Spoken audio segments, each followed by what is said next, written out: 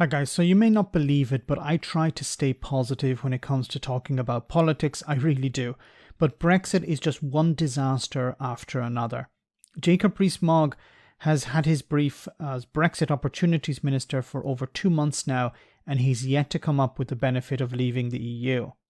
2 months is a bit cheating as he's had over 5 years to come up with the benefit of leaving, and all we hear about is problems.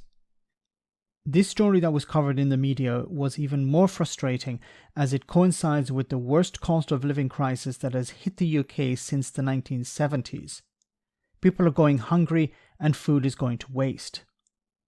It looks like 500 tons of beetroot is now rotting away on a farmer's site due to the complete collapse in demand, and the farmer who produced it is in no doubt about the culprit: Brexit.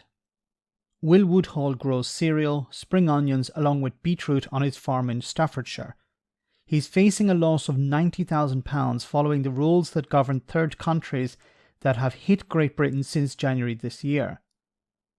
Unlike other items that are affected, perishable goods are particularly hit.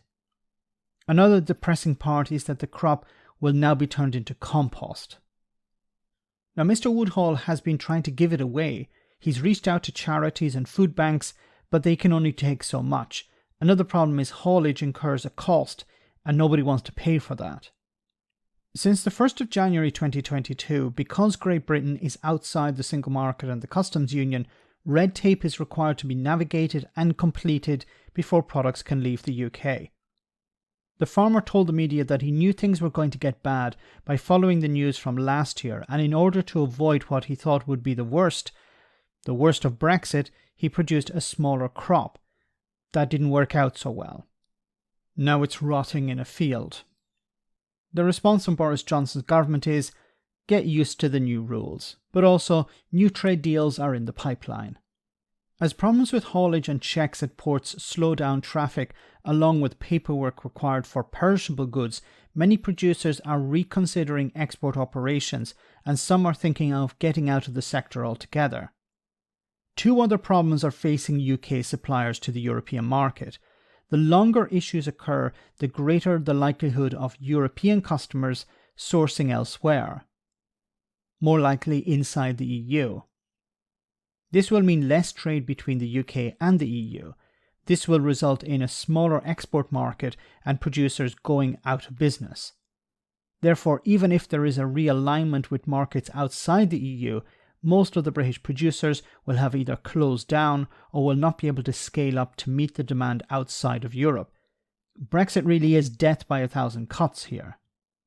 Some politicians, and I won't name any names here, John Redwood, are trying to sell the idea that UK producers should just sell to the UK market.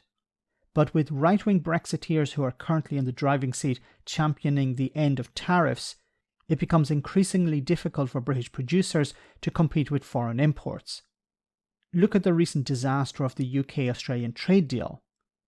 UK producers can try to sell more in the UK market, but it will become increasingly more niche.